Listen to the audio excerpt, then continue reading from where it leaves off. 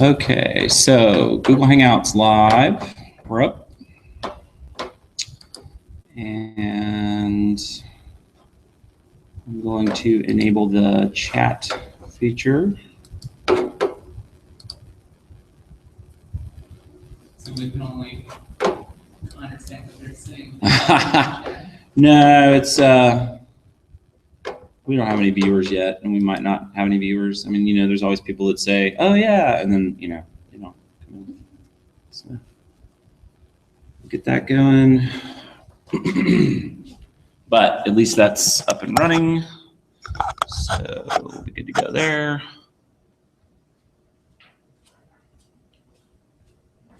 And obviously Kevin's online. He's just waiting for us.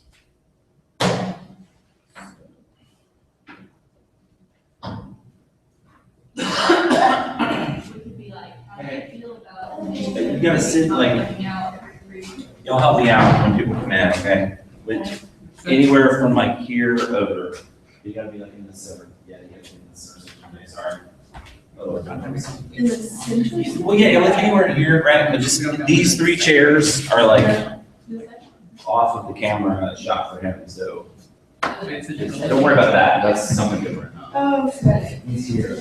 So, we've got everything in the shot from like here over. Like, this is like the bounce. Sorry, yeah. It's fine. So y'all help him come in. Just tell him. Like, isn't Road One like not part of this trilogy? So it's not episode 8. It's not episode 8 though. Right. So It's like how. Like a random. So is this. It's how. I'm trying to explain how I can do that. Let's have this one. That's okay, that's what I knew it was something. Okay, you have to move over a row because like the camera's only gonna get this third row over. Not that camera, that one. Yeah, that was just something to sit over there. That's the Google Hangouts camera that.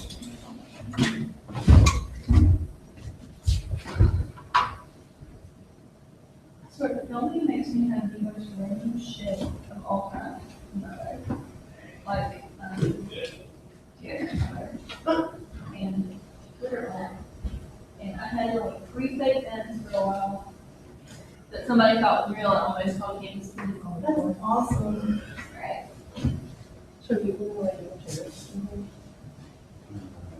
So.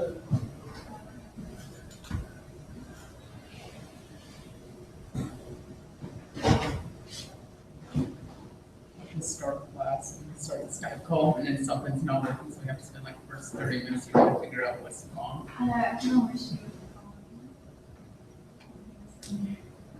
Because Skype has style. Yeah. Well, apparently the mic's working.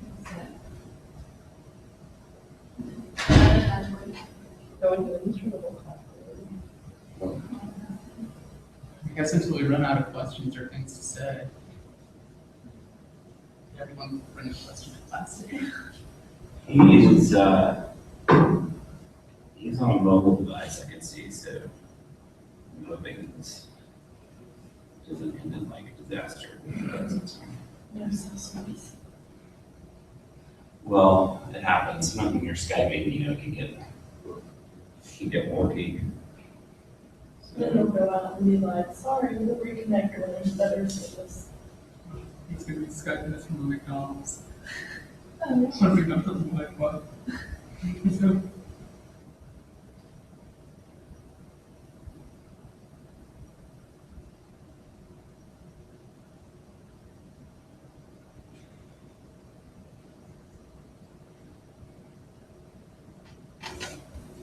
that's my Skype name, Jedi1172G. Yeah, I had to.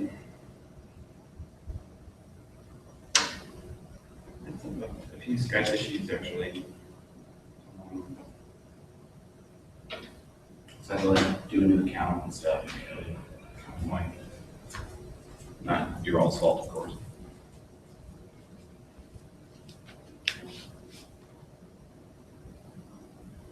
So are the other people that come in gonna have to like move chairs over this direction? Or, What do you mean? because we have a lot more people than we have chairs. You think we should set up some chairs? I mean, I'm just wondering. Well, maybe we got this row right here. This one. Yeah, Is that- is that what- these two rows are good. It's just these last three. Oh, Yeah. I told you. So, we can, yeah, this is like as far, I should just do this, right? So like, this is like as far down as it goes.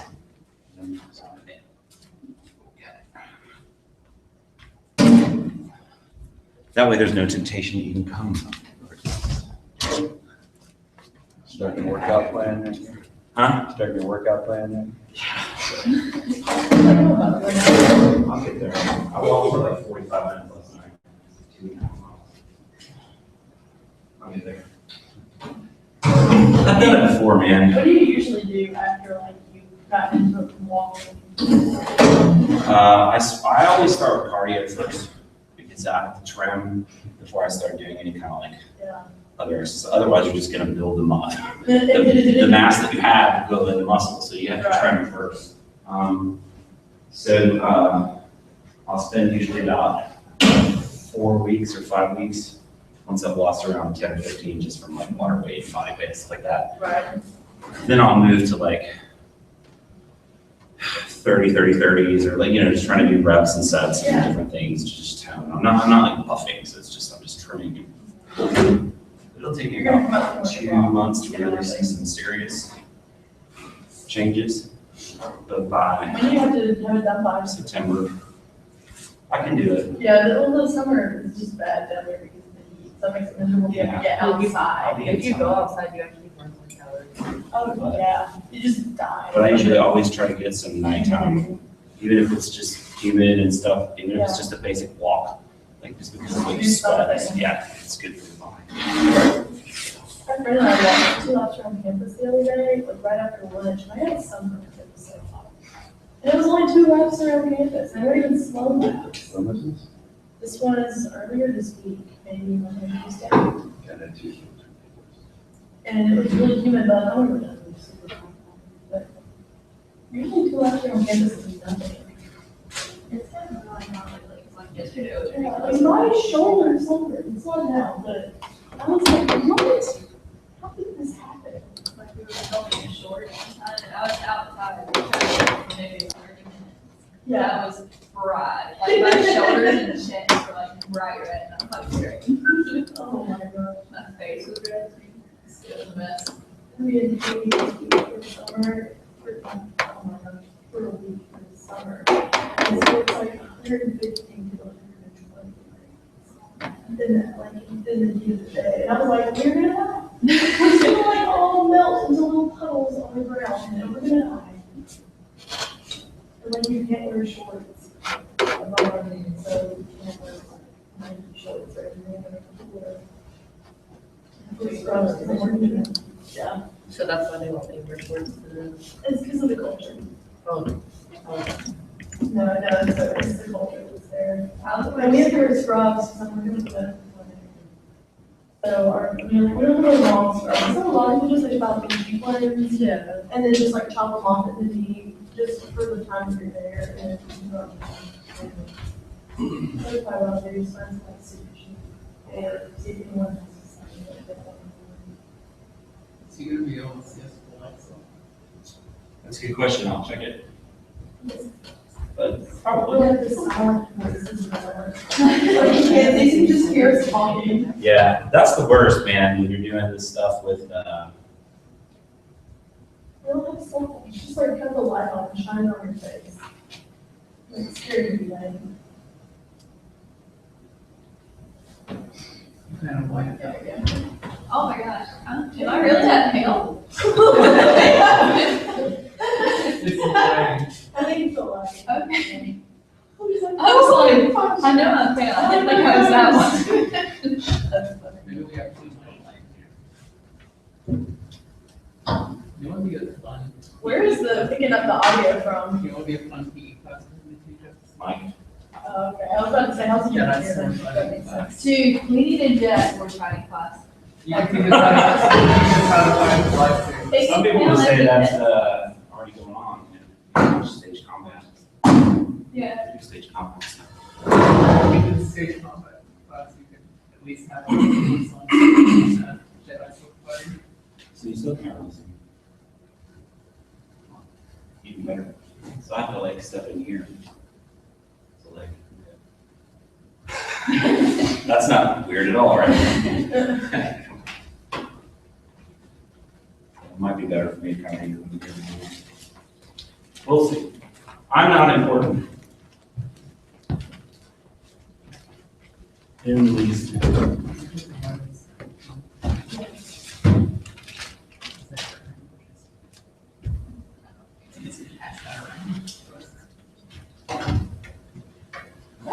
Kind of feeling like I should go ahead and try and call them.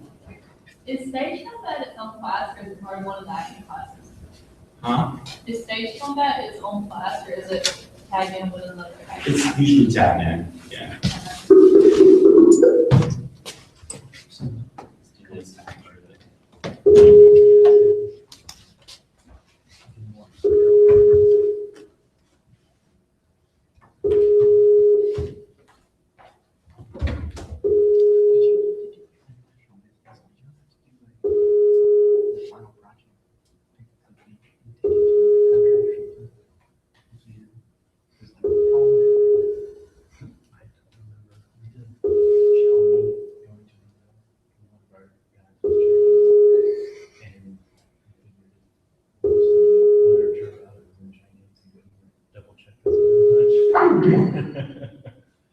So.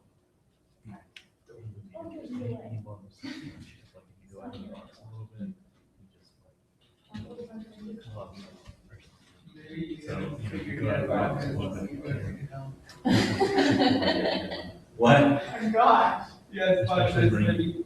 foreign country into a foreign country. Nah, he does this kind of stuff. He is away at the moment, so. It's all good. Hey, guys.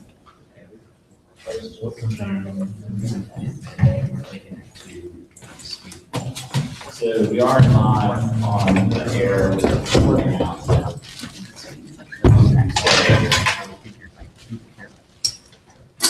So that's the people, you know. Yeah, and the Google audience is over there. Or Skype stuff.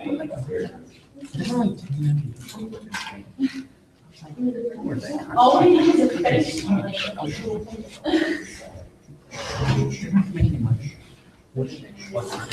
Purposes, you brought like Florida man somewhere. Not really a company, but you know about Florida man?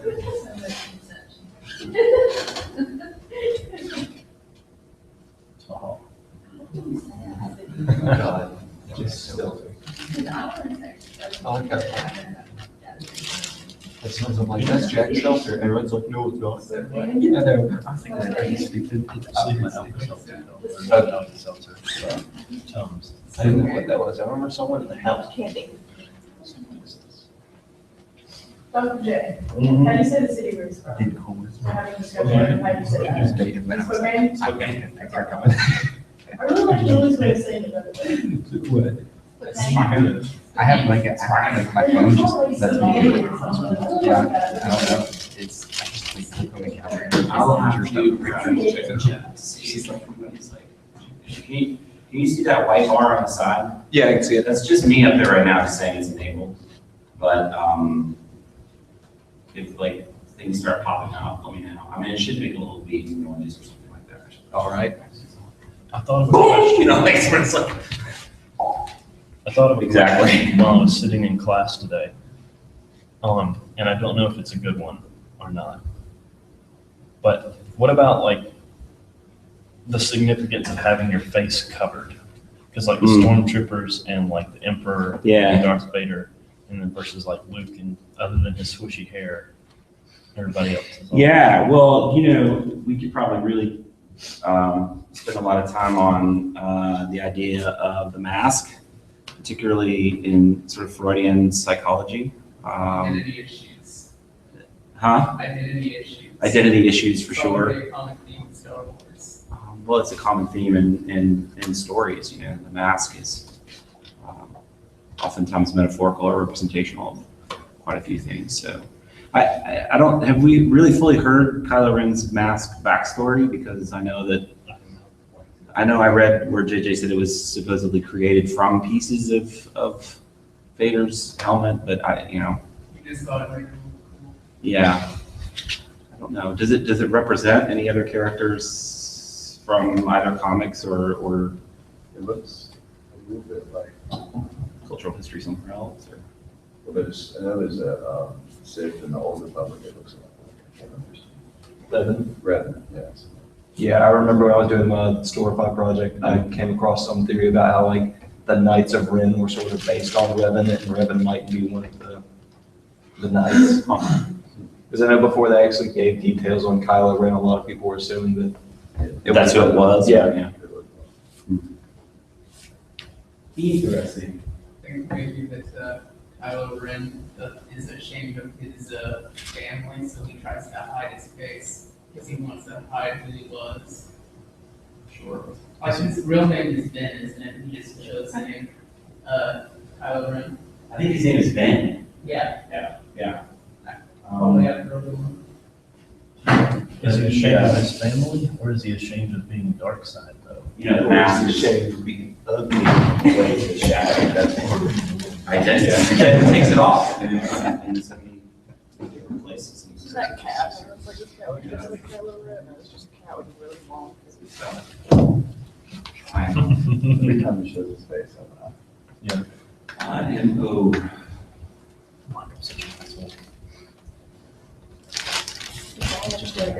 Did you guys get a chance to look at his stuff? Is what? I posted it, well, it's on Facebook, so you can probably see it. I posted a link to just sort of his stuff. But I mean, I could, I could start with that stuff. Hey, come on. Kind of- Yeah, well, you guys, you guys said where they started.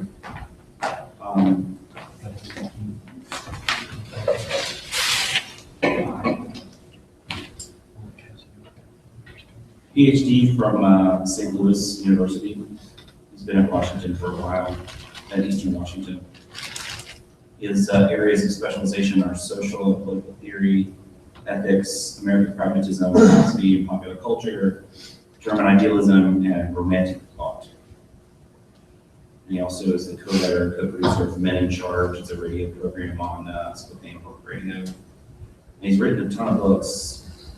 Philosophy of Star Trek is forthcoming, but he's done, so it's philosophy of Breaking Bad. And yeah, he's done a lot. Particularly a lot of work with, kind of the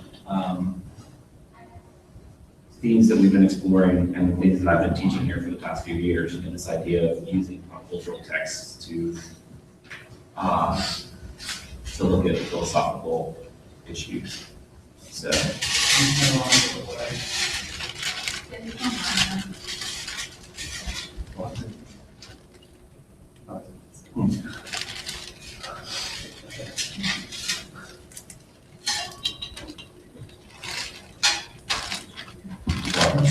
issues getting into the video. No, he's not. There it goes. Hi, Jeff. Sorry, so we have two feeds going on today. I guess that's confusing, right? I have a lot of people that have said they wish they could come to the class, or they wish they could join into the class, or they wish they could be a part of the class. And so one of the things that I did today was, or yesterday, was kind of open it up as a Google Hangout. So that's what's running on the computer behind you. Those folks are they're actually live. They're listening now to us ramble. So and Kevin will actually be up here, and the camera for him is here. So I've got this kind of shot set up here, which is basically right there. And the audio for him to hear us is via lives right here. So. And I should also preface, I've not met him. We met via a mutual colleague said, hey, I know him. Would you like to connect? And so, this is our first connection. So I don't know how it's going to go. He may hate us. Hopefully it'll be well smooth.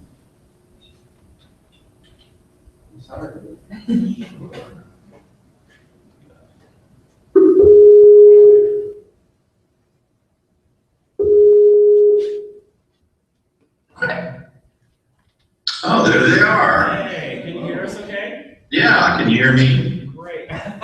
This is the class. I'm gonna scoot over here into the camera frame. Say hi. Hi, how's it going? I was telling them that we actually have never formally met, only through a colleague, and so we're just really lucky to have you being in today. And I was just spending a few minutes, telling you a little bit about the things that you've written about so far. They're of course obviously intrigued by what's forthcoming. But maybe we can talk about a little bit of that too if we get to it in terms of time today. But and of course, obviously no one wants to really dig into philosophy. Everybody wants to talk about Star Wars stuff. So I'm okay. In terms of like if we veer off, it's cool with me. I'm just grateful to take the time out today to. Well, and thanks for changing around your whole last day of class. I have a couple of friends who will be joining us here. This is IG88. I wasn't happy with the fact that he was gray out of the package, so I spray painted him. Come on in. We're just starting. And a very enraged Mace Windu. See there. I don't like it when you can't choose the expression. And they'll be watching. Well, to start, we were actually talking about the mask before we noticed that you had messaged us the mask of Kylo Ren because someone was bringing up the significance of masks, and I was trying to get them to sort of start talking about how that relates to sort of Freudian psychology and all of the history of the mask and the personas and all that kind of stuff. But we don't have to go off into that, but that's kind of where we were before we chimed in with you. But we can stick with we can start off sticking with this script here, and then we'll just kind of let it go where it goes. Yeah. But can you tell them, because this is what you do, and I kept explaining to them, and even in previous classes, I know I've mentioned the other classes that I've taught here, there is no formal philosophy department here, and it's tragic, and so they get exposed to sprinkles of it in disciplinary areas, but it's really nice to have these sort of opportunities to kind of holistically look at things through pop cultural texts. And so, but you are a professor of philosophy, so I think it's important for them to hear a little bit from you about the importance of a philosophical inquiry perspective and looking at things in that way. So I'll let you chime in there. Yeah, and that's a great point. I think I have probably a different sort of attitude toward that than what you might call the mainstream analytic philosopher. The mainstream analytic philosopher being somebody who's working in the tradition of Bertrand Russell or Outlaw Frege and focuses on logic and language and conceptual analysis and that sort of thing. I mean, I really think that to be able to do so much in philosophy and pop culture, you also have to look at our philosophical narratives. I know that you guys have probably talked about some of these throughout the quarter, to be able to look at Luke's experience, for example, in the cave, in Empire Strikes Back, which is a scene, and to be able to compare that to some of the trials that Kierkegaard, a narrator or a Nietzsche character like Zarathustra, goes through. It seems to me like the narrative and the creation of a speculative, albeit fiction, right? Plato's very good at this, the allegory of the cave, the ideal of the republic, is just as important. And once you realize that narrative is just as important as argumentation in philosophy, you open up the field for us to look at all these great movies and TV shows and comic books. I'm actually teaching a freshman year experience this fall about Wonder Woman, so that'll be new for me. Well, that piqued interest too. She's the best thing in Batman versus Superman, so that'll be controversial. No, probably not, actually. You might be surprised at this group and that. So, well, good. Then I think that you would be right on board with us in terms of, since you have a sort of a, I guess, this non-traditional fare, a non-traditional take sort of towards what you teach and the content that you teach. Yeah, no, that's definitely true. And it's funny, I was just talking about being on the defensive about philosophy and popular culture last night. I actually went to a dinner with a woman who does studies of bug sex. You know, just when I thought I was getting something bizarre, pointless, here comes the bug sex one. But she was fascinating, and when she heard that I did philosophy and pop culture, she was intrigued because she uses movies like Ants, B-Movie, and A Bug's Life. And one of the particular things she's interested in is showing how gender roles are displayed in those movies, even though those don't map onto bug sex properly. You know, like there's male Peter in Bug's Life, but yet the ants have a, you know, this sort of thing. And I was saying, you know, I don't get from a lot of people more the question, you know, is this even worthwhile? But I still feel the need to justify it and say, films are texts, great graphic novels are texts. And if they're worthwhile texts, they bear multiple viewings or multiple meanings. And there are a lot of things that we can get out of them. You know, from taking this class, they also make the university discipline as approachable and more fun. So. Yeah, I think that, well, I'll let you all comment, but I mean, has it helped you sort of at least think about these kinds of philosophical inquiries in a different way, or has it at least opened the door a little bit easier for you, not made it so laborious for you in terms of oh, now they're all like shying up and stuff. They're all I think it's always, sorry. No, go ahead. Take the floor. I think it's always easier for me, at least, to go ahead and pay attention to things that I would otherwise be disinterested in by looking at them through things that I am interested in. I actually used to substitute teach, and I did that.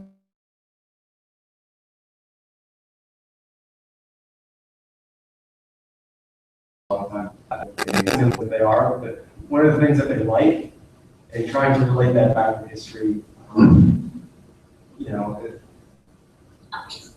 you can't start from the very beginning. You oftentimes have to start from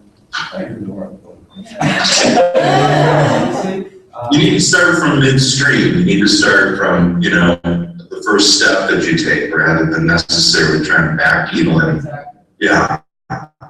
You don't start with Roman civilization because no kid's interested in that. Yeah, right. Yeah, it's nothing. It's, Yeah. I was trying to break silence. No, it's okay. I appreciate that. Pass it over to Amber, because Amber. And teachers in elementary and middle school, respect. Amber had a really good question that I actually, so I'm stumping you on the spot. We didn't, this is not one time, but I think you'd be able to handle it like a pro.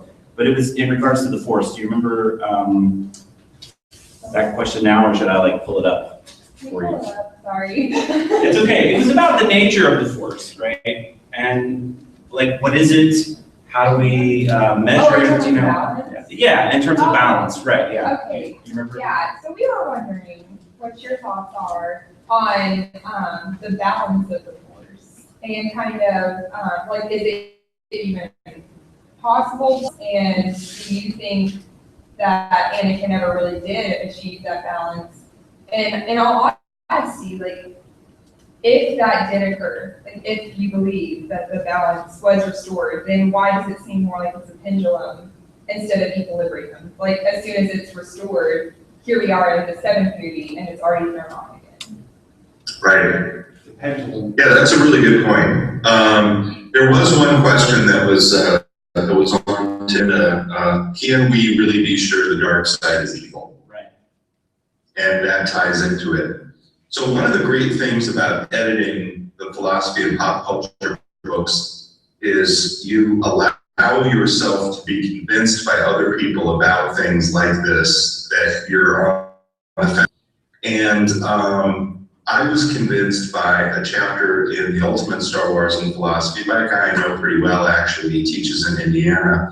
His name is George Dunn, and he brought a German idealist named Schelling into the discussion. And Schelling, who was writing, he was a contemporary of Hegel, to kind of place him there at the beginning of the 19th century. Schelling was writing at a time when natural science was about to take off, but it was still being influenced by ideas that are no longer a part of it anymore, like the idea of evil. And so Schelling was a natural philosopher attempting to incorporate what evil would be in a picture of nature that was not yet Darwinian. You're right, because we know kind of what evil might be in a Darwinian universe. It would be the fact that mutation and death and recycling of people like worms eating our bodies and exciting things like these are all necessary parts of nature as well. But even before that, Schelling had said that in every living thing there is this evil impulse, and that impulse in, say, a human being is the impulse to destroy, the impulse that allows us sometimes to commit suicide when we're unhappy or depressed. Also the impulse, and this is influential to Nietzsche, to overcome our things that we see as standing in front of us, like obstacles. And so Schelling's point was exactly this, that yeah, we can be sure that the dark side is not entirely evil because it contains impulses that are perfectly human. I mean, you guys have looked at and talked about Jedi this semester, I've counted. How many of you would want to be one once you know the fact that you get taken away from your family at a very young age? You have a very narrow education. You have to take orders, completely willingly from the Jedi Council, this sort of thing. I mean, it looks really cool to dash around with a lightsaber, but it's a pretty narrow lifestyle, and it excludes a lot of things that makes it human. I think Mr. Schelling's pointed out evil. Now, I just want to say one thing about balance. There are a lot of different ways of achieving balance. And there is a great series of alternate universe Star Wars graphic novels that were made by Dark Horse about 15 years ago. And in one of them, Mace Windu is sitting with Yoda in the diner from Pulp Fiction. And they're having coffee. And they're talking about what the prophecy of balance in Force could mean. And they're talking about different senses of balance. And finally, Yoda, who of course is always the wisest one, says, well, learn to talk like Yoda. Let me show you what I think this could mean. And he pours out a bunch of sugar onto the table between the two coffee cups. And he says, so this is the Sith. It takes 2 grains of sugar and pushes them over, because there's always 2. And then these are the Jedi, and he takes the rest of the pile and he pushes over here and says, one sense of magnitude would be this. And he puts his finger down in the middle of the big pot and blows, and he's just left with Jedi grains of sugar. He says, that's balance too, right? And Windu gets in this dark look, right? And that's where the comic ends. It's just this reminder that we think of balance and equilibrium is a good thing, but in that particular case, that's exactly what happened. Obi-Wan and Yoda end up being used to last great shipcraft. This is go on. So anyway, good, very good point. I think that the dark side, it does happen to what we today believe is being necessary, but often we want them to be hidden inside of our psychology. And Yoda agrees. Where should we go next? Well, we can go to script, or we could go like somewhere else if you're thinking. Yeah, go wherever you want. I'm on you. This is on your dime, ladies and gentlemen. You got up early in the morning for this. Okay, all right, I'm going up here to Chris. Oh, great. Okay, so you mentioned that if you want to be a Jedi, you get taken from your family at a young age and stuff. You said that you get taken at a young age and you get trained in a very limited viewpoint and stuff. It sounds a lot like a stormtrooper, like FN 2187 from episode 7. Right. Yeah, and he and probably Han Solo are the only two stormtroopers that we know of who have broken their conditioning. I don't know if you guys knew that about Han Solo or not, but he was originally a stormtrooper. This is background that has since been noted as canon when they came up with the new film. Something that happened in the expanded universe no longer occurred anymore. So all the comic books, all the books, George Lucas did not disavow the 1977 Star Wars Holiday Special, which he should have. That's the most you've ever seen in your life. But in any case, Han Solo broke his conditioning well and saved Chewbacca, who then owed him a life debt. So that's why they've been together, not because Chewie likes him. Anyway. I think there are some similarities there. Obviously, the Jedi think that what they're doing is objectively good for the Padawans who they teach. The Empire only cares about using stormtroopers as a means to an end. So the training is obviously different in that regard. The Jedi have a spiritual component of their training, which probably the stormtroopers don't get, I would guess. It's hard to think a bunch of stormtroopers use praying.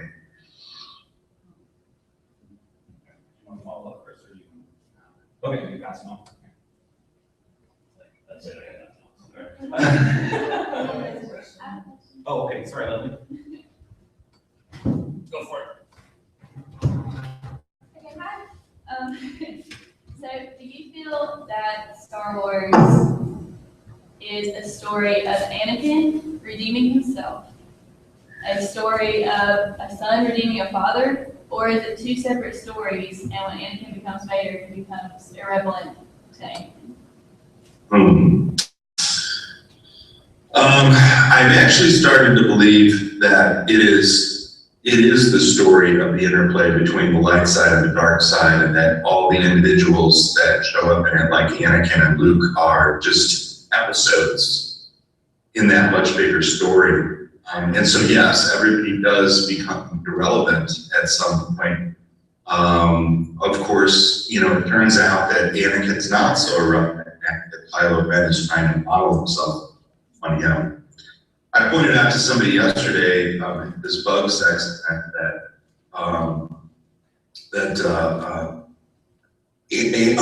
Kylo Ren feels that Vader lost his strength ultimately because he failed to kill Luke when he really should have.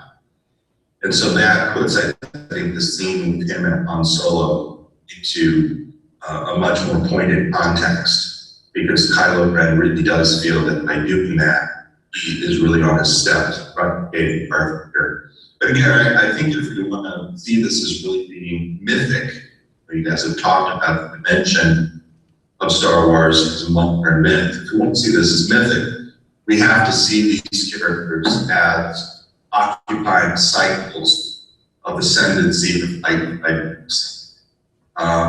Mirroring maybe other trends as we know. They kind of work through this character, I think. And the reason why I say that is for Disney to make interesting films future and trade out old characters for new. I think they're going to have to make it more than just about blue. And indeed, with some of the new characters, including Ray, I think they will do that.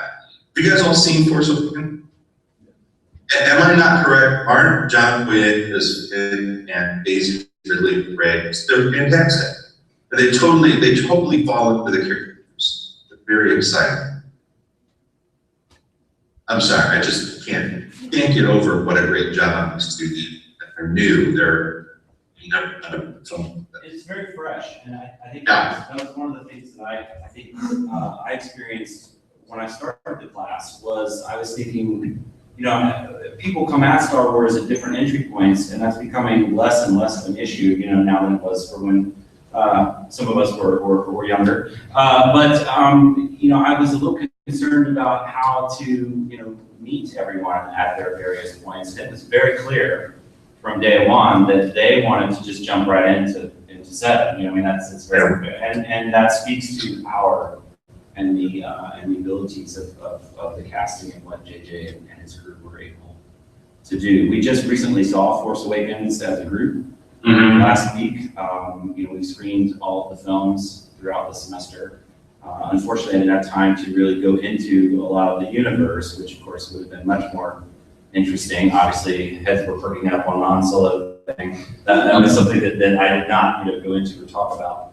But little things like that had popped up, and so you know, I think your point about recycling, for lack of a better word, in a derogatory way, but just, you know, these sort of archetypes keep popping up, you know, and we can rally behind them. And I think the fact that they are so different and fresh, different looking, you know, different gender, all of those things, I think speaks very much so to our contemporary culture, which is really nice.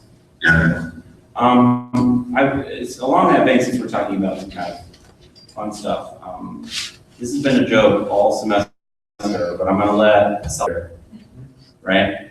All right, I'm gonna let you go, and you can like ask your Jar Jar stuff and Jar Jar stuff, because he's asked about this all semester, and we've all just kind of like jumped on him, like, you know, immediately. But obviously, you know, he has opinions about Jar Jar. So go ahead and ask about Jar Jar. And ask yourself about Jar Jar. So yay or nay?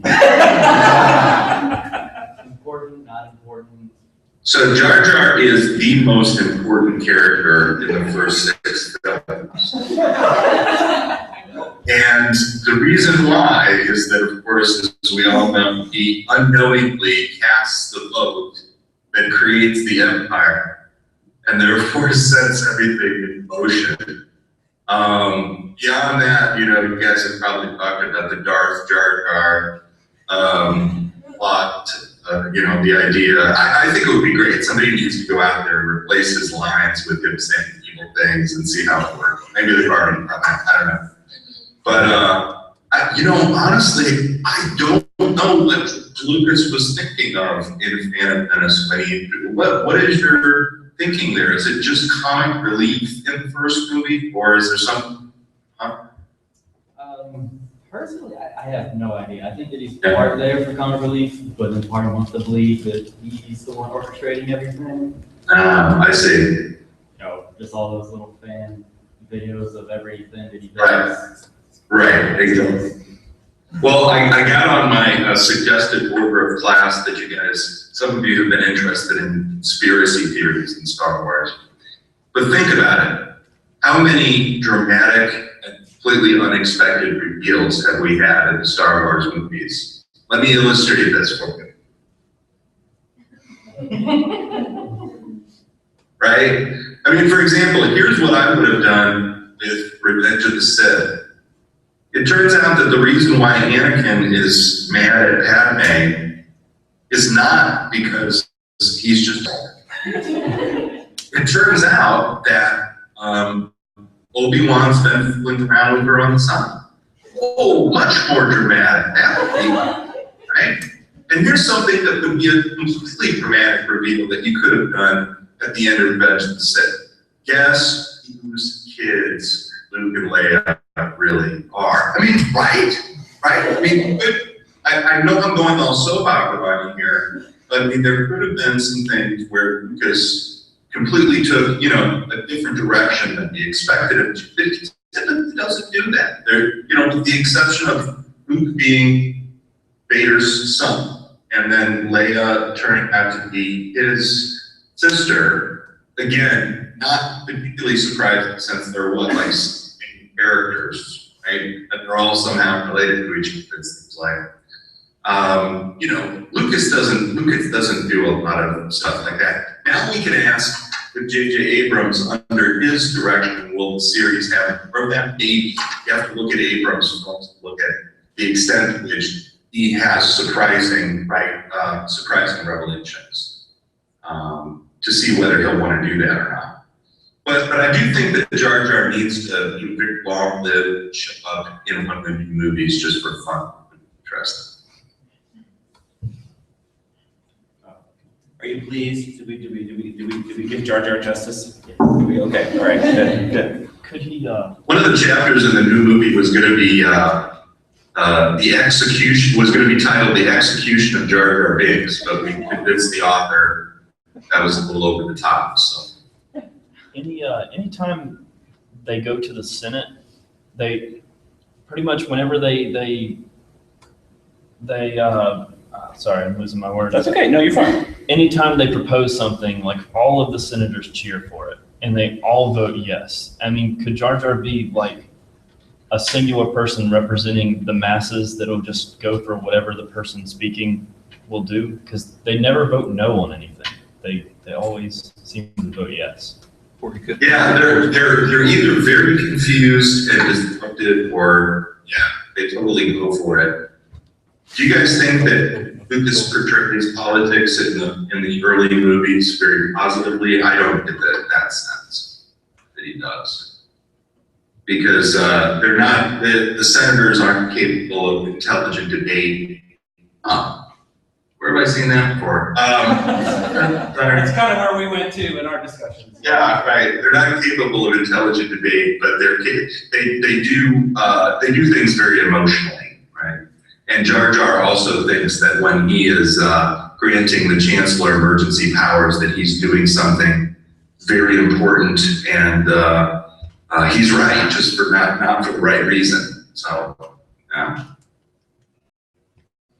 I'm interested in the politics in the first few films, and I don't know if, let's see, I'm consulting my suggested order of class. It looks like you guys. We can go there, yeah, because we did talk about particularly, well, I think it was actually your chapter, about basically tyranny and what kind of, essentially what kinds of democracy do we really want to have, and which ones are effective, and the different forms and whatnot. And I think we ended up on some sort of debate about Trump and Clinton and all that, which is good, Right. But yeah. So, Joey, can we talk about this? I'll just throw it out to the class.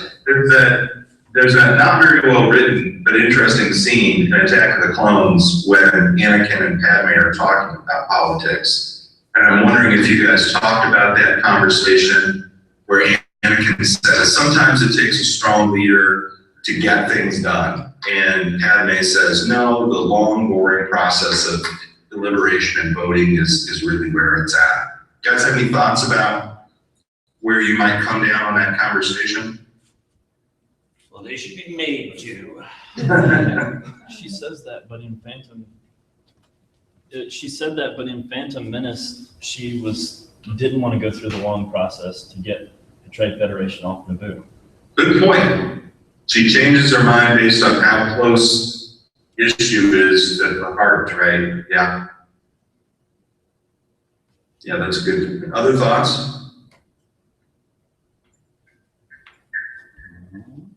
It is an election year. Well, I was telling them in regards, if you remember, something that's coming back to me on that day we were discussing is that in Clone Wars, the animated show, particularly those final seasons of Clone Wars, I thought they handled very well. I mean, they were really digging into some issues.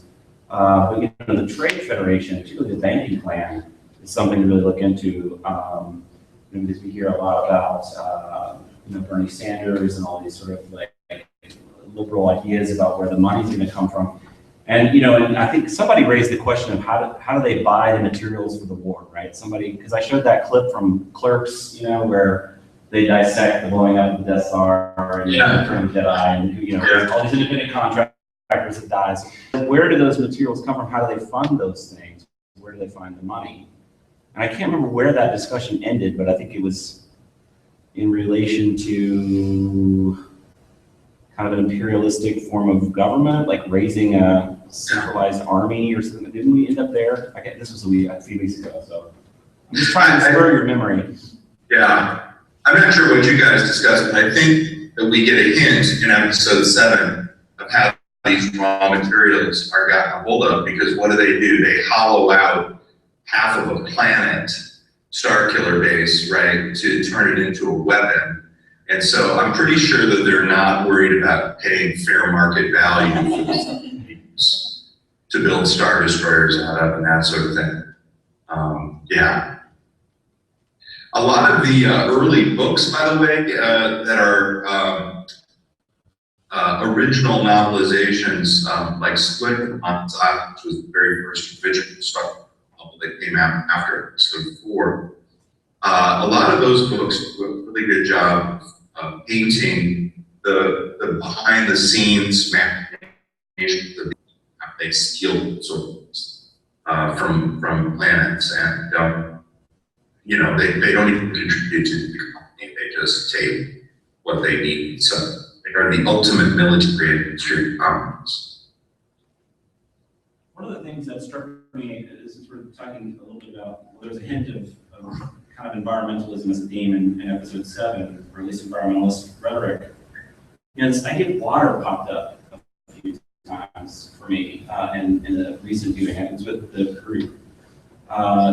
There's obviously there's a huge emphasis placed on the food rationing, but also this lack of access to water. Finn has this big thing about looking for water when he gets to the camp, and then of course Ray has the line about I've never seen so much water. And there is this sort of natural resource theme there, I think, that is contemporary. I think more contemporary than probably. You certainly find it in the other films as well, particularly in terms of what you point out in this the relationship between nature and technology. But do you see that? Do you agree with that? Do you think that's kind of being fleshed out a little bit, or am I just going off the rails?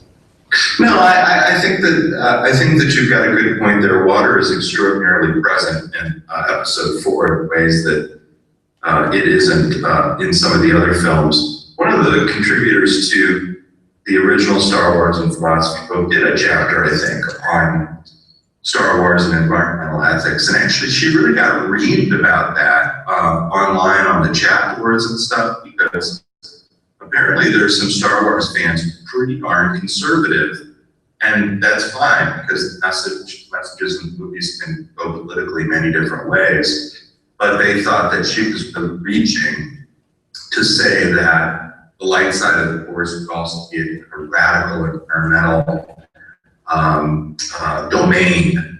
But clearly, yes, that the reason why every living thing is living is partly because of the Force. And that's another dimension to it that goes along with us talking about evil, dark side earlier as well. That thing of Joey, I think, is underdeveloped. It'll be interesting to see if they continue to pursue that in the next few films, right? The Empire are the sort of people who make global climate change worse, quite intentionally, perhaps. Yeah, it was just something that stood out to me in the most recent viewing, because as we're sort of arguing, and as the subsequent viewings, they reveal more and more sort of interesting things.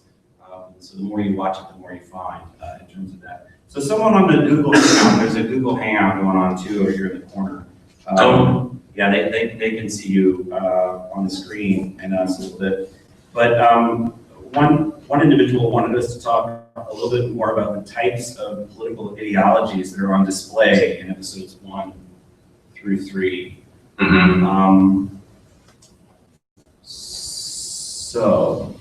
Well, let's throw it open. Yeah, where do we start there? Yeah, no, let's throw it open to the class first and see how many they can put their finger on.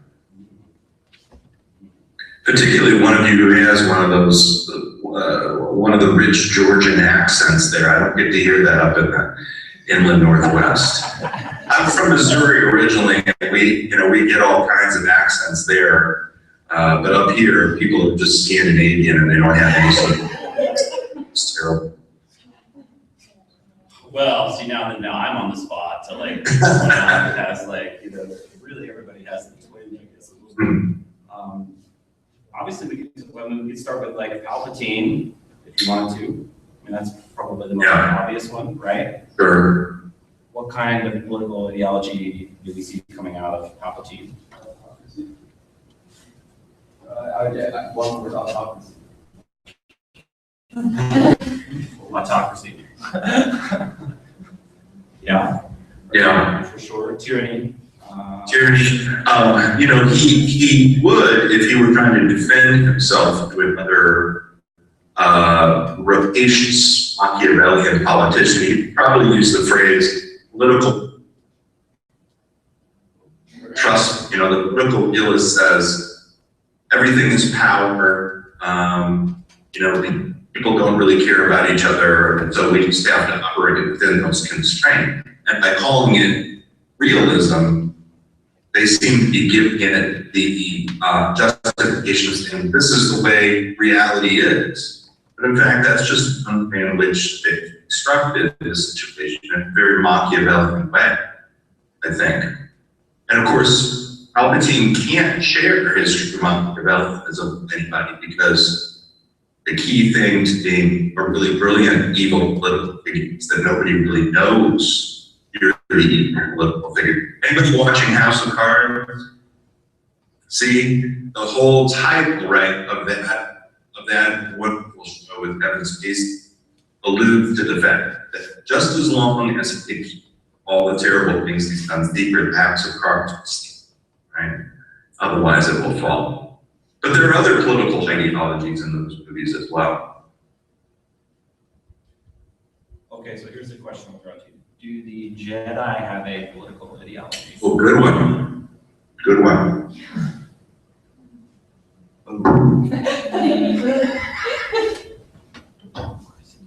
We've talked about this. I know it's just been a few weeks. I mentioned, I prodded that conversation by saying, are the Jedi just like some sort of version of the UN?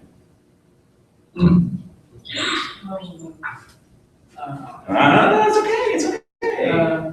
This is a safe nest. It's a zone. You can throw it out there. It's okay. Well, I'd say that the Jedi do have a political system. They're more of a neutral kind of world point.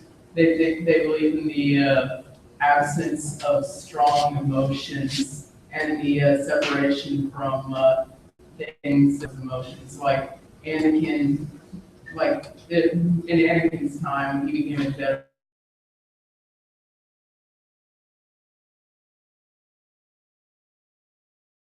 To like get married anyway. So they kind of believe that neutrality is better than anything else, like passionate.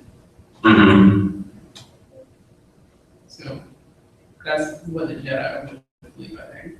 Yeah, and then the further question about that you might have is that neutrality yet another competing political ideology, or is it better understood as the effort to rise above all political? Because honestly, your answer to that question really probably determines how you see the UN, to get back to Joe's point.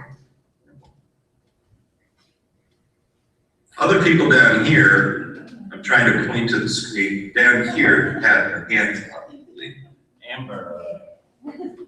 Thank you. Okay, this is just like a little side note, but I mean, like you saying, the Jedi proclaim to be so neutral, and that they're just peacekeepers that basically just sit back and kind of make decisions, and just try to maintain peace, but don't they go on the offensive?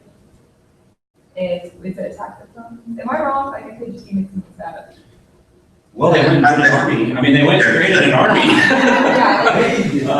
Well, that's a really interesting point that came up, Jess, and we did talk about that in terms of, it was one rogue member of their community that went out and started this, the creation of this army, but they sure were quick to use it. Yes, I believe the history of that particular Tyrannus, maybe? Correct, yeah. Yes. As we were given that question, I was thinking about it. And the Jedi sort of remind me almost of like the government role with the Vatican City, because everyone, like all the Jedi look up to the council as their higher ups. And they still sort of follow similar rules, such as almost showing no emotion, they can't get married, things like that. And it just, in my opinion, it was like the type of government that the Vatican has. Right, there's a spiritual discipline at the heart of it that sets them off, right, as a community from the rest of the political sphere. And I will say, Amber, was it the only sense in which they're not neutral is that they are, their primary charge is to defend the Republic, the old Republic. So when it comes under threat, they go into action. So they can't be entirely neutral because they have that as their mission, as it were their primary mission. So I think there was also a fellow back there, right over there, who had his hand up. Josh?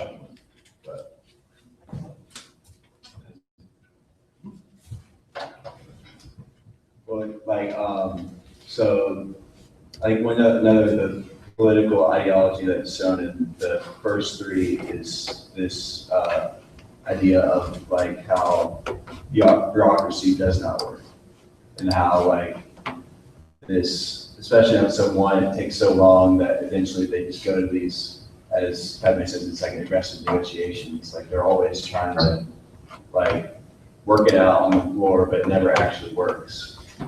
And, Right. Did you lose it? Yeah, I think there are two. If there's one dude that I could recommend that you guys read during summer vacation to have no fun, it would be German guy named Max Weber. It's Weber. And there's 2 lessons from Max Weber, the politics of early films. One is exactly your point, which is that to get things done, everything is mired in bureaucracy, therefore nothing gets done. And the dangers of this bureaucratic approach for letting things slide there. But there's another thing that I kind of was interested in focusing in my chapter in Star Wars, which was certain people want to engineer Darth Maul and Darth Sidious, want to engineer a particular outcome. And that is, of course, for Palpatine to take the power. And so to do that, they actually create political situations. In other words, Sidious himself creates, right? This is not an external threat per se. He creates the war to raise the country, which is also creating in order to take control of that, in order to use that to establish the empire. And so this whole notion of manipulating people by creating crisis situations is a particularly 20th century way of doing politics. It might have been a little bit of a Weber talks about this quite accurately. So bureaucracy on the one hand, and certain shocks system that put other people in a position of agreeing with what the evil people want to do. I think these things are in the background of those first 3 episodes. Good point.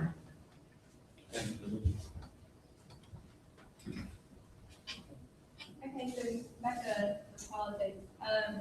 I noticed in the original trilogy, there was a lot of tiebacks towards Nazis and Hitler, just like references and things like that. I think that the way Palpatine rose to power was a definite parallel to Hitler coming in and saying, oh, there's a crisis, oh, there's this, you need me to have absolute control. And I think Lucas was very intent on definitely having that parallel to tie it back in with the parallels to the Nazis in the original trilogy. Yeah, no, that's a good point. That's a really good point. And I don't think I addressed Hitler like almost at all in any of the stuff I've written about Star Wars and politics. But that's a really, really great point. And you know, episodes 4 through 6, it has been pointed out, were constructed on the model of the Cold War. And so the rebels are like the good liberal Western countries, and the Empire like the bad communist country from the East. But when we look at where the major Cold War leaders like Stalin and Khrushchev came from, they don't rise like Palpatine. Hitler did. You're exactly right about that. So 2 points. Well, I was just made me think back to, you know, he made it sort of explicitly said Cold War, and it reminded me of, you know, in several of the mashups that we watched. Remember those? It was like months ago, right? But every now and then there would be something that I would toss in there about Reagan, the arms race, the fear of Russia, arms buildup, you know, the need to build up our army because there's another army that's rising, right? And then everything sort of shifted when we got to the prequels, and the mashup started to include more things about terrorism, insurgencies, you know, just not being able to clearly identify your enemy, not knowing where it's coming from. Maybe it's coming from within, you know, as well as from without. I just kind of wanted to sort of use that opportunity to bookend some of that stuff too that we, you know, that I was throwing in there from the earlier parts of the class. And to comment, Lily and I, we've had this conversation because after the viewing of 7 recently, I think that kind of Nazi rhetoric, at least in the aesthetic, is even more prevalent in 7 than it was in, I mean, particularly that big speech by John Hawkson. It was very clearly kind of Lenny Riefenstahl, you know, all over the place in that scene. So definitely it's no doubt there. So, but who's the Darth Plagueis person? I can't remember. Who's yeah, you're into Darth Plagueis right now. Yeah. Do you want to ask that question about Darth Plagueis? Because I haven't read that book, but you said you have, or you haven't read it? Oh, okay, all right. I just let's say, well, everybody likes that scene in Revenge of the Sith, where you know Palpatine explains to Anakin the story of Darth Plagueis the Wise, right? And everybody's always really fascinated with that scene and what that might mean. But you had a connection to. Yeah, my question really was like, because that scene always like stood out to me, you know, and kind of like convincing Anakin, I guess, to go to the dark side or whatever. But my question was, like, do you think that him telling that had anything to do with Anakin's like miraculous birth? Because Shmi in episode 1 said that she couldn't explain it, and then Palpatine was talking about Plagueis and how, you know, he can control the midichlorians to create life, and she like create Anakin to be maybe his puppeteer or whatever for those. And then like, do you think that Plagueis may make an appearance and or have any impact on episode 7, 8, 9? We don't really know in 7, but maybe 8 or 9. Right. Well, let me take the second half of the question first, because I think that the point of the story of Darth Plagueis lies the dark sides that he can, you know, keep the people he loves alive. I think the point of the story is also somewhat ironic, because who was the student of Darth Plagueis who ultimately killed him? It was Palpatine.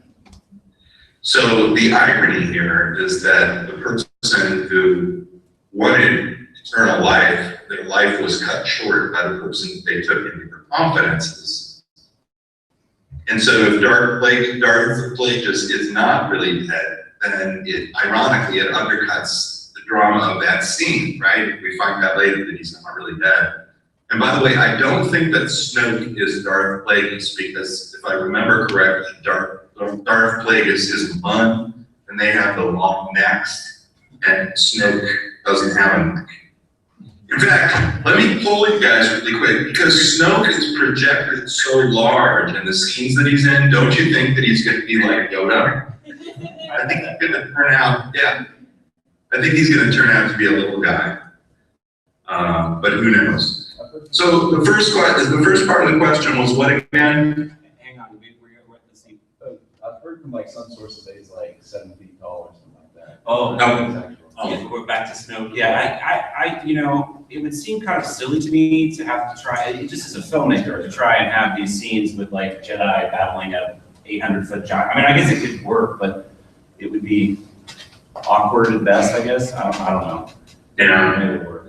I think they all secretly you just want to talk about Rey and whether Rey is Luke's daughter. I mean, is that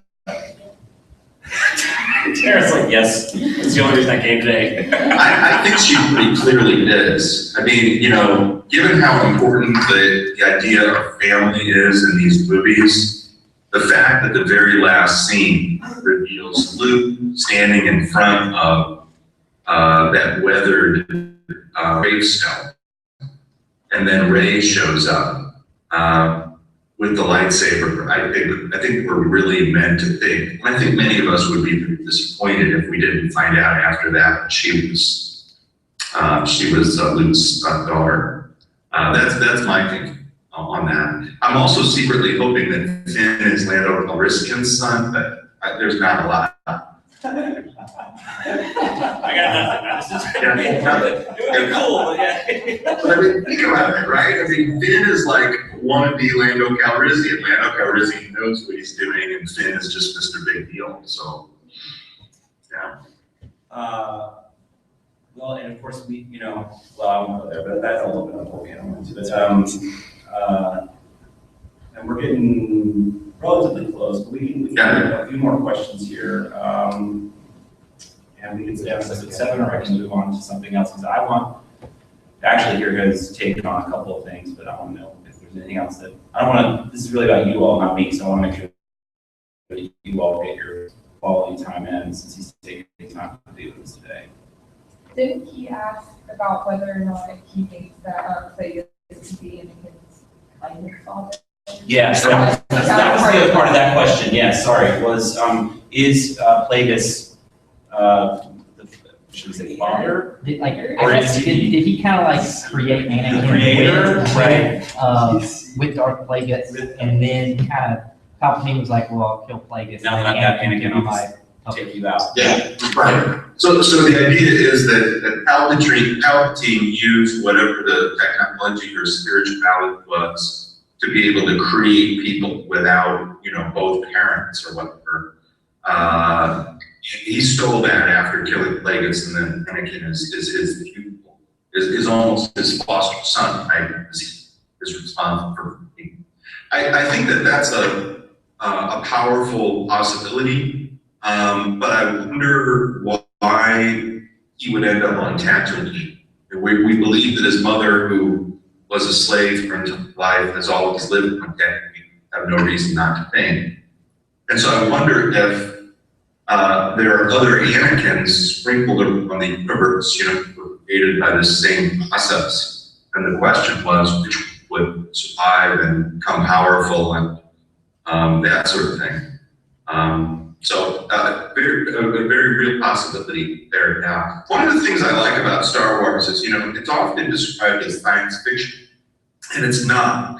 It's science fantasy, like Dr. Who, because the science doesn't really matter. Right? Nobody really spends it time telling us how lightsabers work, or you know, telling us the details about how to fix something. And so it's different from science fiction in that regard, and that's where there keep these ambiguities. We can live with those ambiguities, I think, and that's what's special about science fantasy. Except for midichlorians. Yeah, that's a problem. We had a really interesting breakdown of that, you know, in terms of like spiritual versus scientific explanations of the Force, and I think the general consensus is that midichlorians didn't really help us. They didn't really help that whole. They really just sort of frustrated us more than. Yeah. I wish he would have gone super philosophical and said that Jedi are made Jedi because of monads, Leibnizian monads. Because Leibnizian monads are like little minds that in cooperation with each other create matter. They are more like the Force than midi-chlorians, which are biological would be. So, yeah. All right. Can I ask about another? Can I ask another question here? Where are you guys? Okay. Well, feel free to interrupt me if you want to. I'm curious about, and this is shifting gears just briefly, but I got wind that you might possibly be working on a Star Trek book. Yeah. Ultimate Star Trek and Philosophy came out this week, so you're yeah, it's out. And of course, as you may know, this year is the 50th anniversary of the classic show. The first season was 1966, and so to kind of commemorate that, we put together a new book of Star Trek stuff. We did another Star Trek book back in 2007. But this one's a lot of fun, and I will say that because of some of the chapters in the new Star Trek, I've actually gone back and I'm rewatching Enterprise, which I never found when it was first on in the early 2000s to be that compelling. But several people wrote some nice chapters about what's in Enterprise. There's a lot of good philosophy in Enterprise. So I'm recommending people go back and give it a second. Well, I will be taking notice of that because in the fall, we're doing the philosophy of Batman, which should be fun.